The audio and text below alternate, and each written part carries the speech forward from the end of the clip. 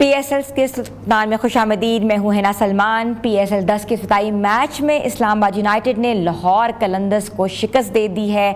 बहुत कहते ना कि ज़बरदस्त मार्का हुआ है और रावलपिंडी स्टेडियम में, और ये कहा जा रहा है कि जो लोग या जो टीम जो है अपनी होम ग्राउंड में मैच जीती है वही आगे टॉप 4 में आगे जाएगी। तो कहते हैं कि इस्लामाबाद यूनाइटेड ने 140 रन का हदफ 2 विकेटों के नुकसान पर हासिल कर लिया और कॉलिन मिनरो ने 58 रन बनाकर नुमाए रहे थे। सलमान अलगहा की बात करें तो इन्होंने 41 रन की इनिंग्स खेली। रावलपिंडी में खेले गए पहले मैच में लाहौर कलंदर्स की टीम ने 9.2 ओवर्स में 139 रन बनाकर आउट हुई है, जबकि अब्दुल्ला शफीक 66 रन बनाकर नुमाए रहे। सिकंदर रजा ने 23 और डैरल मिचेल 13 रन बना सके। इस्लामाबाद यूनाइटेड की जानिब से जेसन होल्डर ने 4 जबकि कप्तान शादाब खान ने 3 विकेटें हासिल की हैं। तो आज हम इस सिनेरियो पे बात करेंगे कि ये क्या हुआ है, क्या ये अपसेट था, क्या ये एक्सपेक्टेड था, कि क्या हमारे ग्राउंड की कंडीशंस ऐसी थी या क्या पिच रिपोर्ट कह रही थी। तो हमारे साथ हमारे एक्सपर्ट जो हैं हारून रशीद साहब हमारे स्टूडियोज़ में मौजूद हैं। अस्सलाम वालेकुम सर। वालेकुम सर, ये क्या हो गया? I think Islamabad United deserve करती थी मैच जीतना, क्योंकि जिस अंदाज में उन्होंने आज खेला है उनका एक बड़ा अच्छा वेल नेट यूनिट मुझे लगा। बॉलिंग उनके पास बहुत अच्छी थी। जो देखें, सुबह भी हम जब ये बात कर रहे थे कि जो इम्पोर्टेंट रोल प्ले करेगी वो फील्डिंग होगी। आई थिंक अगर आप देखेंगे तो इस्लामाबाद यूनाइटेड के फील्डर्स ने आज बहुत ही अच्छे अच्छे कैचेस लेकर मजबूर किया लाहौर कलंदर की टीम को, जो मुझे बहुत ज़्यादा रस्टी नज़र आई इन टर्म्स ऑफ एवरीथिंग। तीनों सेगमेंट्स में बॉलिंग, बैटिंग और फील्डिंग में वो अच्छी कारकर्दगी का मुजाहरा नहीं कर सके। इस्लामाबाद यूनाइटेड ने टॉस जीतने के बाद जो फैसला किया कि पहले हम उनको बैटिंग की दावत देते हैं, और उसके बाद जिस तरह से उनके बॉलर्स ने बॉलिंग की, मैं फील करता हूँ कि वो बॉलिंग जो ख़ास बॉलिंग की है थी, ठीक है, होल्डर ने और बाकी दूसरे बॉलर ने बहुत अच्छा परफॉर्म किया, लेकिन इस्लामाबाद यूनाइटेड के पॉइंट ऑफ व्यू से और पाकिस्तान के पॉइंट ऑफ व्यू से शादाब खान की बॉलिंग जो थी आज काफ़ी इंप्रेसिव थी। उन्होंने 3 खिलाड़ियों को आउट किया और वो जिस जगह पर बॉल फेंकना चाहते थे, करना चाहते थे, वो अगर लेग ब्रेक करना चाहते थे तो उनको स्पॉट का पता था, गुगली करना चाहते थे तो उनको स्पॉट का पता था, और वहाँ गिर रही थी बॉलें। ये वो साइन होता है जिसमें पता लगता है कि आप अपनी बॉलिंग फॉर्म में वापस आ रहे हैं। सो मेरे नज़दीक मैं फील करता हूँ कि इस्लामाबाद डिज़र्व करती थी। यहाँ से लाहौर कलंदर को बहुत मुश्किल मुझे नज़र आ रहा है आगे जाते हुए, जिस अंदाज़ में आज उन्होंने ओवरऑल जो आज डिस्प्ले किया है अपने तमाम इदारों मतलब सेगमेंट्स में।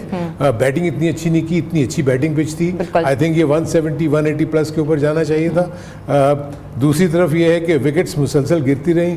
जो इनके इंपोर्ट्स से जो बाहर के प्लेयर्स आए हुए हैं उसमें भी कोई इतनी ज़्यादा उन्होंने अच्छी बैटिंग नहीं दिखाई।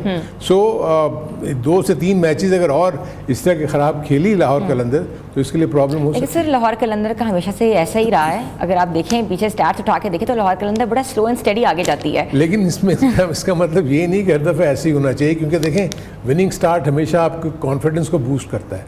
आई थिंक इस्लामाबाद यूनाइटेड की आज बॉडी लैंग्वेज देख लें कि उन्होंने जो भी अपने मूव्स किए वो उनको पे किए। आई मीन बॉलिंग उनकी अच्छी हुई, स्पिनर्स उन्होंने बहुत अच्छे किए, शादाब ने कैप्टेनेंसी बहुत अच्छी की, उसकी फील्ड प्लेसमेंट्स, बॉलिंग चेंजेस बड़ी टाइमली थी।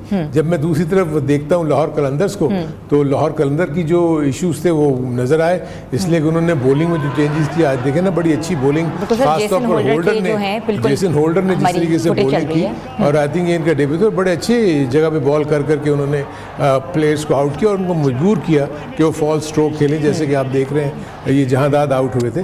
सो मेरे अपने नज़दीक मैं फील करता हूँ कि इस्लामाबाद यूनाइटेड टीम मुझे एक अच्छी और मजबूत टीम नज़र आ रही है। अभी तो पहला मैच है, लेकिन जो कॉम्बिनेशन मुझे इनका नज़र आया है, जैसे जेसन होल्डर का मेरे ख्याल में ये पहला शायद ये PSL है, और उसमें जिस अंदाज में उन्होंने बॉलिंग की, 4 विकेट्स आउट किए, लंबे कद के हैं, और उसके बाद स्लो डिलीवरी बहुत अच्छी करते हैं, तेज़ पेस भी बहुत निकाल देते हैं। तो आप देखें 6.5 का इकोनॉमी T20 में कुछ भी नहीं है। 26 रन सिर्फ दिए उन्होंने, 4 खिलाड़ियों को आउट किए, अपने पूरे 4 ओवर्स किए। सो डॉट बॉल्स 14, जो कि T20 में आपको बहुत कम नज़र आता है कि आपके बॉलर्स जो हैं वो इस तरह की डॉट बॉल्स करें। सर बिल्कुल ऐसा ही है, और कहते हैं ना कि डेब्यू है और अच्छा डेब्यू किया है। अच्छा सर, जब लाहौर कलंदर में फ़खर जमान आउट हुए तो उसके बाद ही टीम का मोराल देखा है कि एकदम से डाउन हुआ है, और कोई भी कहते हैं ना खिलाड़ी टिका नहीं है एक्सेप्ट फॉर असद शफीक। असद शफीक बहुत अच्छा खेले। देखिए हम आज सुबह जब हम प्री मैच बात कर रहे थे तो मैंने आपको एक बात कही थी कि जो तो प्लेयर्स क्रिकेट खेलते हुए आए हैं आप उनको देखेंगे कि उनको टच आपको नज़र आएगा। जैसे आज आपको सलमान अली आगा का टच नज़र आया, आज आपको असद शफीक का टच नज़र आया, अब्दुल्ला शफीक का आपको टच नज़र आया। ये शफीक बिल्कुल वो मैं भी कंफ्यूज हो गई थी। खैर एक शफीक जो है वो प्लेयर है और एक शफीक जो है सेलेक्टर। सो एनीवे तो आई थिंक ये वो चीज़ें थी जिसमें मैं आपको पहले ही कह रहे थे कि फ़खर जमान इंजरी के बाद डायरेक्ट एक इंपॉर्टेंट मैच खेलने आ रहा है। और उसके बाद जो दूसरे प्लेयर्स थे, मिचेल का डेफिनेटली मैं फील करता हूँ कि उस पर बहुत डिपेंड कर रहे होंगे। सिकंदर रज़ा ने थोड़ी सी शॉट्स अच्छे खेले, लेकिन ओवरऑल उनकी पूरी टीम जो है ना मुझे उस तरह की फॉर्म में नज़र नहीं आई। और जिस तरीके से शाहीन आफरीदी ने जिस तरह बॉलिंग की, फिर उसके बाद आप देखें कि उन्होंने अपने जो एस बॉलर हैं, आपने तो 139 के बाद तो शाहीन शाह के पास या लाहौर कलंदर के पास एक ही ऑप्शन था कि वो इनको ऑल आउट करेंगे, विकेट्स इनकी लेंगे, तभी जो है आप जीत सकते हैं। सो उसमें जो बॉलिंग चेंजेस हुई वो वेरी वेरी सरप्राइजिंग। ठीक है, आसिफ आफरीदी ने अच्छी बॉलिंग की, लेफ्ट आर्म स्पिन किया उन्होंने, लेकिन वहाँ उनको विकेट्स चाहिए थे। अगर आपने आप शाहीन उसको हारिस रऊफ को आप चौथे नंबर पे बॉलिंग करने के लिए लेके आए, वेयर मेरे अपने नज़दीक अटैक ऊपर से बनता था। आप ऊपर से अटैक करते, शाहीन शाह आउट करते, हारिस रऊफ 2-3 विकेट्स 10 ओवर्स में या 6 ओवर्स में ले लेते, थोड़ा सा उनका वो प्रेशर आता उनके ऊपर। और अगर आप जब बैट्समैन को थोड़ा सा मौका दे देते हैं, और आज एक आध क्रूशल कैच भी छोड़ा, सलमान अली आगा का कैच भी छूट गया, तो फील्डिंग भी कोई इतनी अच्छी नहीं हुई। सो मुझे नज़र थोड़े से एरर्स थे आज लाहौर कलंदर की तरफ से, जिसका उनको खमियाजा भुगतना पड़ा। डेविड वीज़े, मैं तो हैरान हूं। तो देखे ना, वो तो क्रिकेट ही नहीं खेल रहा ना। मैं सिर्फ यही कह रहा हूँ कि वो जिस कंट्री से वो खेलते हैं, नामीबिया से शायद खेलते हों, वो तो क्रिकेट ही नहीं खेलती, वो तो डिवीजन 3 में या 2 में खेल रही होगी, और उसके बाद अभी ये किसी न किसी फ्रेंचाइज लीग में खेल रहे होंगे। बहुत बड़ा गैप आ गया होगा इन बिटवीन। जो प्रैक्टिस से सिर्फ आप नेट प्रैक्टिस करते हैं या अपनी फिजिकल फिटनेस की ट्रेनिंग करते हैं, वो आपको मैच की फिटनेस में नहीं लेके आती। सो आपके 2 से 3 मैचेस आपको खेलने पड़ेंगे। अब जैसे इनको 2 से 3 मैचेस मिलेंगे और उसके बाद जाके आपको देखेंगे थोड़ा सा इनमें टच आना शुरू होगा। सर रावलपिंडी की जो पिच है, आई थिंक उसमें 200 का तो score was normal, but 180 plus जो है वो वहाँ पर एक पार स्कोर होता है। लेकिन पिच बहुत अच्छी थी, इसमें किसी किस्म का कोई, मुझे पिच में तो कोई डीमन नजर नहीं आया मुझे। उसमें यह है कि आप अगर तरीके से खेलते, आप दूसरी तरफ देखें ना, जब लेकिन हमने देखा कि लाहौर कलंदर का बैट्समैन जो है वो पिक नहीं कर पा रहा था। नहीं, पिक नहीं, अभी थोड़ा सा आपको वक्त गुजारना पड़ता है ना। देखें अभी आप पहला मैच खेलने आ रहे हैं फ़खर जमान, अब जब तक बॉल की आप पिच की बाउंस देखें, थोड़ी सी मूवमेंट देखें, अर्ली स्टेजेस में नए बॉल के साथ तो थोड़ी सी मूवमेंट होगी ना, सो आप उसको तो थोड़ा रीड कर लें, उसके बाद आप प्रॉपर शॉट्स खेलें। ज़रूरी नहीं है कि शुरू से ही आप स्लॉग करने चले जाएं, आप प्रॉपर क्रिकेटिंग स्ट्रोक्स खेल के भी फर्स्ट 6 ओवर्स में सिर्फ 2 फील्डर्स बाहर होते हैं, आपको बाउंड्रीज मिलती है। आज देखें ना, मनरो ने क्या किया जी, उसने सिर्फ ये कि उसी सर्कल के अंदर से अलोंग द ग्राउंड्स गैप्स ढूंढ के शुरू में चौके लगाए, बाद में जब सेट हो गए उन्होंने ऊंचे स्ट्रोक्स भी खेले। इसी तरह सलमान अली आगा को देखें, आके उन्होंने प्रॉपर स्ट्रोक्स खेले एंड देन उनको ज़रूरत पड़ी तो उन्होंने ऊंचे स्ट्रोक्स भी खेले। सो ये वाली बैट्समैनशिप जो है वो बड़ी कामयाब होती है। अब सिर्फ ये नहीं कि वर्ड गो अब आज ज़हनों में लोगों में आया हुआ है कि जी आते ही मारना शुरू कर दें। एक्चुअली आप जब तक पिच के बाउंस को, बॉलर की पेस को देखेंगे, कोई अनइवन बाउंस तो नहीं है, वेरिएबल पेस तो नहीं है, ये देखने के बाद फिर आप अपना स्टार्ट लेते हैं। आपको 1 से 2 बॉलों में तो नहीं पता लगेगा कि पिच क्या कह रही है क्या नहीं। पिच वॉज गुड, अच्छा बाउंस था और बैटर्स के लिए बड़ा अच्छा था स्ट्रोक मेकिंग के लिए। आप प्रॉपर स्ट्रोक्स खेलते हैं, उसके बाद आपको जो बॉल मिलती है उसको आप शुरू करते हैं। बिल्कुल ऐसा ही है सर, और वाकई सही आपने बात की कि पिच की रिपोर्ट देखना बहुत ज़रूरी है और एक बैट्समैन की सबसे अहम जिम्मेदारी है। तो व्यूज़ छोटी सी ब्रेक पे जाना है, ब्रेक के बाद वापस आते हैं। आप देख रहे हैं PSL का सुल्तान। Welcome back viewers. और जैसे कि आपको पता है कि इस्लामाबाद यूनाइटेड जो है आज की फातिहाना टीम है और इस्लामाबाद के जो फैंस हैं वो बहुत खुश हैं। जोश व जज्बा जो है वो वाकई हमने देखा है स्टेडियम्स में, मगर हम थोड़ा सा कहते हैं कि मैच के ऊपर भी बात करेंगे और स्क्वाड के ऊपर भी बात करेंगे। कितने ज़बरदस्त किस्म के प्लेयर्स थे, जिसमें कॉलिन मुनरो और सलमान अली आगा जो हैं वो अनबीटन रहे हैं। और अगर हम इसकी मज़ीद स्टैट्स में तो हम सर का रुख करेंगे। सर इनके स्टैट्स के ऊपर देखें तो कहते हैं 42 बॉल्स पे 51 रन बनाए हैं कॉलिन मुनरो ने, और सलमान अली आगा ने बनाए हैं 34 बॉल्स पे 41 रन। देखिए कॉलिन मुनरो जो है वो तो रिटायर हो चुके हैं एक आध साल पहले, और उसके बाद से वो मुख्तलिफ फ्रेंचाइज लीग्स खेल रहे हैं, T10 भी खेल रहे हैं, मुख्तलिफ T20 लीग्स भी खेल रहे हैं, तो वो इनफैक्ट इन टच हैं, क्रिकेट खेल रहे हैं। और जिस तरह आज वो खेलते हुए नज़र आए, ऐसा लग रहा है कि प्रॉपर टच है उनके पास। उन्होंने बड़ी अच्छी शॉट सिलेक्शन थी उनकी, चारों तरफ विकेट के उन्होंने रन स्कोर किए। एक तो जो होता है कि स्कीम के तहत जो भी प्लान था उसमें यह था कि पहले तो रिस्ट्रिक्ट करना था लाहौर कलंदर्स को अंडर 150, जो मुझे नज़र आता है जैसे कि उन्होंने प्लान के मुताबिक किया, 139 उनको करने दिए। उसके बाद फिर काम ये था कि टॉप ऑर्डर बैट्समैन में से 1 से 2 कंट्रीब्यूशन होने चाहिए, और ये कंट्रीब्यूशन आपको नज़र आए जिसमें कॉलिन मुनरो ने किया, और उसके बाद आप सलमान अली आगा ने आके उसका साथ दिया। नीचे बड़ी मजबूत बैटिंग लाइनअप अभी बाकी थी। सो इससे ये पता लगता है कि जब आप जिम्मेदारी अपने ऊपर लेना शुरू कर दें तो आप ये ना समझें कि पीछे कोई प्लेयर मौजूद है तो मैं उसको कर दूंगा। सो आज अगर मुनरो की बैटिंग देखते हैं तो बहुत आउटस्टैंडिंग उन्होंने बैटिंग की, और उसके बाद अगर आप उसके साथ सलमान अली आगा को देखते हैं कि उसने आगे जिस अंदाज में ये मेच्योर होते हुए मुझे नजर आ रहे हैं। सलमान अली आगा T20 क्रिकेट में भी नए हैं, इनको भी आइडिया नहीं है, ये वनडे क्रिकेट खेलते थे और उसके साथ साथ ये टेस्ट क्रिकेट खेलते थे। सो जिस तरीके से इन्होंने अडेप्ट किया है T20 की क्रिकेट को, हमने न्यूजीलैंड के टूर पे भी देखा था, ये पाकिस्तान की टीम के साथ गए थे तो कप्तान भी थे वे, तो उन्होंने बड़ी अच्छी परफॉर्मेंसेस दी। आई थिंक ये पाकिस्तान के पॉइंट ऑफ व्यू से भी बड़ा अच्छा है, लेकिन इस्लामाबाद यूनाइटेड के पॉइंट ऑफ व्यू से ये टीम मुझे बड़ी जेल होती हुई नज़र आ रही है। इनका कॉम्बिनेशन मुझे अच्छा नज़र आ रहा है, fielding as a package, fielding package बहुत अच्छी टीम है, और इन बैटर्स को पता है कि हमारी रिस्पॉन्सिबिलिटी क्या है और हमने क्या करना है, और उसके मुताबिक डिलीवर कर रहे हैं। एक सिर्फ उनके पास जो मुझे थोड़ा वीक लिंक आज नज़र आया वो सिर्फ ये था कि नसीम शाह की जो बॉलिंग थी वो थोड़ा सा इस्लामाबाद के उसमें ऐसे कि उन्होंने थोड़े से रन ज़्यादा दिए, लेकिन वो विकेट टेकिंग बॉलर है, किसी वक्त भी वो कम बैक करके अर्ली स्टेजेस में अगर 1-2 विकेट्स ले देंगे तो हमेशा ये दूसरी टीम को प्रेशर में डालते रहेंगे। जो एक और जो सबसे अच्छी चीज़ जो हम पहले भी बात कर रहे थे, मैंने अपने थोड़ा सा ब्रीफली टच किया था कि शादाब खान की बॉलिंग हमेशा से में प्रॉब्लमेटिक रही थी। हमें पिछले 2-3 सालों में Shadab Khan as a bowler नज़र नहीं आ रहे थे। अगर इस मैच में आप देखते हैं तो उन्होंने जिस अंदाज में बॉलिंग की है, थोड़ा सा टच उनका नज़र आया है कि उन्होंने जो उनकी बॉलिंग की फॉर्म है वो वापस आती हुई नज़र आ रही है। लेकिन ये पहला मैच है, एक मैच है, इसकी बेसिस के ऊपर हम कोई हतमी राय कायम नहीं कर सकते।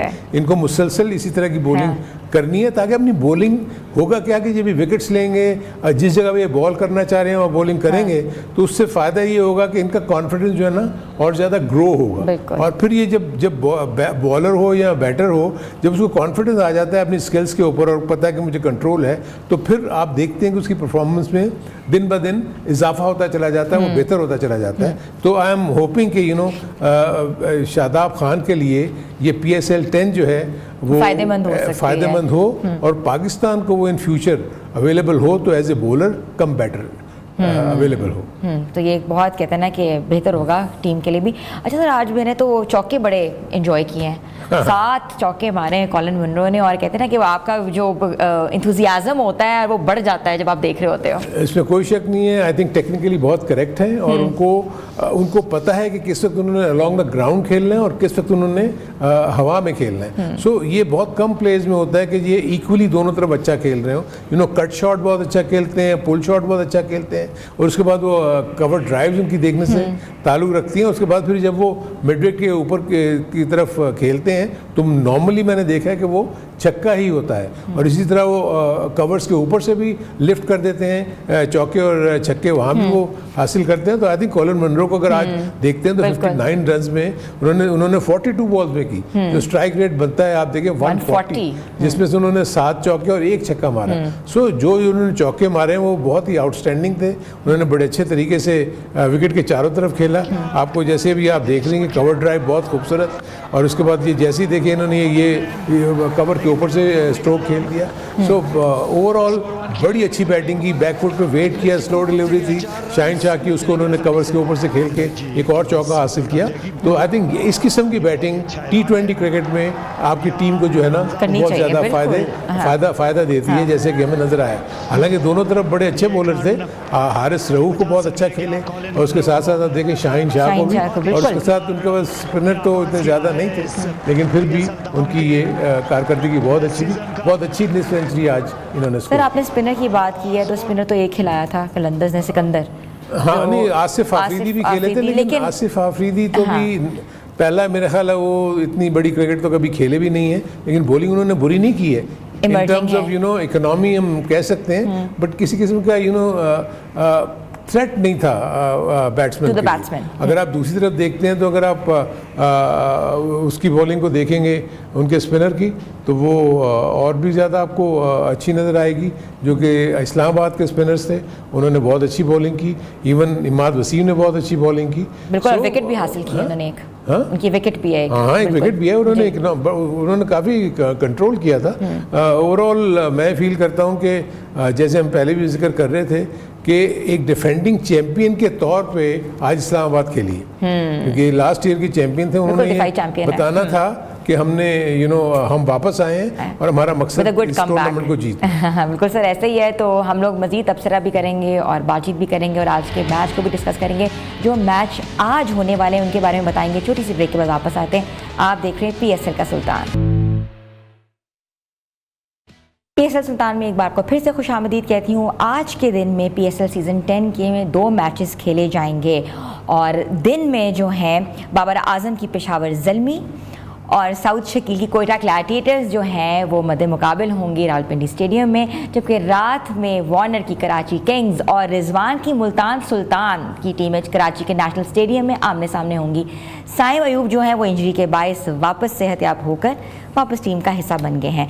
तो ये जो मैचेस अब खेले जाएंगे सर, इसके बारे में आप क्या प्रेडिक्ट कर रहे हैं, क्योंकि ये बहुत इंपॉर्टेंट मैचेस हैं? आई थिंक सारी टीमों के लिए हर मैच बहुत इंपॉर्टेंट है। जीत की सूरत में आई थिंक एक पैकेज है, हम पहले पैकेज देख लें, उसके बाद फिर हम डिस्कस कर लेते हैं। सर, 2 बहुत इंपॉर्टेंट मैचेस जो हैं वो होने वाले हैं आज, और मैं आपसे पूछूंगी कि आप क्या प्रेडिक्ट करते हैं? आई थिंक देखें, मैचेस तो बड़े अच्छे हैं। मुझे सिर्फ ये है कि ये खुशी हो रही है कि साइम अयूब इंजरी के बाद वापस आ रहे हैं, लेकिन बगैर खेले हुए वापस आ रहे हैं। यानी उनको कोई प्रैक्टिस नहीं मिली, उनको कोई मैच प्रैक्टिस नहीं मिली। सो मे भी थोड़ा सा एप्रीहेंसिव वो होंगे, लेकिन एक अच्छी जो चीज़ नज़र आ रही है कि पिचेस आपको अच्छी मिलेंगी, तो आपका फॉर्म में आना आसान है निस्बतन। अगर आप किसी ऐसी ट्रिकी पिच पे खेलते हैं तो ऐसे प्लेयर को बड़ा मुश्किल हो जाता है। ये दोनों टीमें बड़ी चारों टीमें मैं समझता हूँ कि पूरी कोशिश करेंगी एक दूसरे पर हावी होने की। रिजवान ने तो बहुत ही बड़ा स्टेटमेंट दिया हुआ है कि जी हम तो सिर्फ सोच ही जीतने का रहे हैं। सो उसके पॉइंट ऑफ व्यू से उसकी टीम की परफॉर्मेंस बहुत क्लोजली मॉनिटर की जाएगी। बाबर आजम के लिए भी चैलेंज है। बाबर आजम काफ़ी प्रेशर में है ओवर द ईयर्स। हम देख रहे हैं उनकी बैटिंग को भी इशू है। वो कप्तान भी हैं पेशावर ज़ल्मी के। कोयटा ग्लैडिएटर्स अगेन एक नई टीम के साथ वो आ रहे हैं, सरफराज अब उसका पार्ट नहीं है। सारी टीमें जो हैं पूरी कोशिश करेंगी एक दूसरे पे हावी होने की, क्योंकि एक डे मैच है, एक नाइट गेम है। सो मेरे अपने नज़दीक जो डे मैच है उसमें तो इतना फ़र्क नहीं पड़ेगा, लेकिन नाइट गेम में ज़रूर है कि देखते हैं कि सेकंड बैटिंग वाली टीम जीतती है या नहीं। मुझे लगता है कि जो डे मैच होगा, जो टीम पहले बैटिंग करेगी उसके जीतने के चांसेस ज़्यादा होंगे। ठीक है, तो इसका मतलब है कि जो भी टॉस जीतेगा वो पहले जीतेगा। और नाइट मैच में क्या प्रेडिक्ट कर रहे हैं? नाइट मैच में जो टॉस जीतेगा वो पहले बॉलिंग करेगा। अच्छा, बड़ी ज़बरदस्त आपने प्रेडिक्शन दिया। ये तो कहते हैं देखने की बात है। तो 2 इंपॉर्टेंट मैचेस आज होने जा रहे हैं और PSL का जो मेला है वो सज गया है। Opening ceremony was amazing and we all enjoyed it. तो कहते हैं ना कि इस तरह की जो सेरेमनी है पाकिस्तान का ना सिर्फ सॉफ्ट इमेज बाहर दे रही है, बल्कि मुल्क में इंथुजियाज़म पैदा हो गया है। जो क्रिकेट फैंसियर्स हैं वो वाकई जो पहले दिल बर्दाशा से अब क्रिकेट की तरफ वापस राग़िब हो गए हैं। तो हम आपको मिलेंगे कल आज मतलब कि 5 बजे हमारी ट्रांसमिशन जो है वो जारी रहेगी और आप 5 बजे और रात बजे ट्रांसमिशन ज़रूर देखेंगे। तो इसके साथ साथ अब तक के लिए खुदा हाफ़िज़।